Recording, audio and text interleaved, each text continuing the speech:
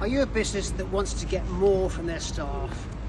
Rather than someone just turning up 9 to 5, you want to get that discretionary effort from them, and you want to get them wanting to come to work rather than having to come to work? Well, that's a real challenge for any leader, any manager. My name's Steve Jones, and I want that for your organisation. I want you to get the motivations of your staff harnessed in your organisations so people want to come to work and they actually really give their full attention and capability to your organisation. So how do I do that? Well, I look at the motivations of staff and we learn how to harness those motivations for the benefit of all. And it's not personality. Personality is about your behaviours. This is why people come out and get out of bed, why they come into work and what they're looking for. Now, the first motivation I'm going to talk about is the defender. So if you have a defender in your organisation, they like security and predictability. They don't like a lot of change. They're great because they love processes and systems, but they don't like a lot of change, as I said, and don't talk about change with them. Talk about how they can improve things, and also make them feel safe. They want to feel safe. They want to know how they fit and how they feel secure. And that's all you've got to do for them to get the real benefit of this person in your organisation who's going to dot the I's, cross the T's, and make your organisation secure and safe. So that's the defender. The next one I'm going to talk about is the friend. So the friend is someone who loves a community of people. So if you've got this type of person in your organisation, what they really want to do is they want to be in a community of people. They want to make a difference with people. They love having people around them. So they'll be really good on the front desk. Some of these people make fantastic relationship managers. I know some really good salespeople who have this top in their profile and they have lifelong relationships with clients. So this person really does care about people, cares about outcomes for people, and really wants a community of people around them. So if you can harness that in the organisation, make them customer facing, you'll be on a winner with this person. The next one is the star. The star, they love to shine. They want to peacock and shine. Now in the UK, this is probably one of the lowest because we're the unsung heroes. We don't like to talk about ourselves, but these people do. They like to shine. They make good marketeers. They'll be out there shouting about themselves, but at the same time they'll be shouting about your organisation. So get them out there, winning awards, talking about the business, being a good marketeer for you. The next one is the director. So the director likes power, control and influence. Now if you've got a fast growth business, these are the people who are going to grab responsibility. They love taking charge, being in control. Make sure they don't micromanage, but these are really good for taking responsibility. So if you're trying to free yourself up to do more important work, these guys will grab that work off you. So harness that ability to get the director working for you, grabbing that responsibility. The next one is the builder.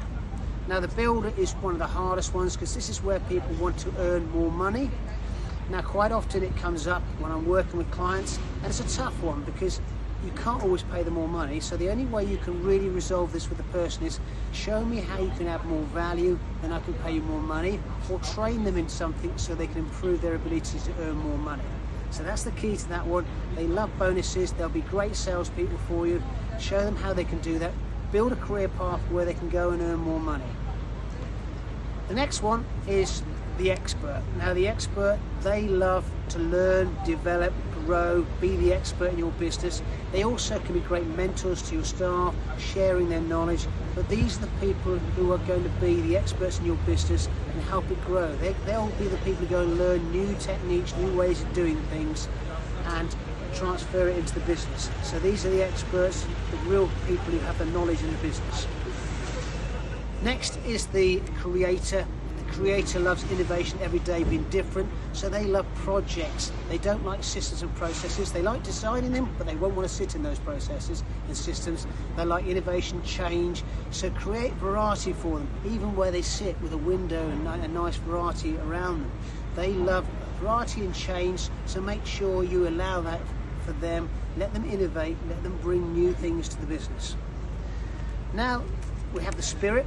The spirit loves to be free and autonomous. They don't want to sit in the middle of an office. They want to do their own things. They like to be on the road, working at home, being quite maverick, but they'll bring originality if you allow them. So don't suffocate them. Give them that freedom to do what they want to do, the way they want to do it. Have reporting processes by all means, but free them up so they can really be maverick and bring originality to your organisation.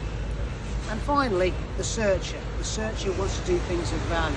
These people are what I call purpose maximisers. They need to know when they've done a good job, they need to know when they're adding value, so they need to know the vision of the organisation so they know they can fit in and add value to that organisation. And quite often we tell staff when they've done things wrong, this won't work. Tell them when they've done something well. That'll really motivate them.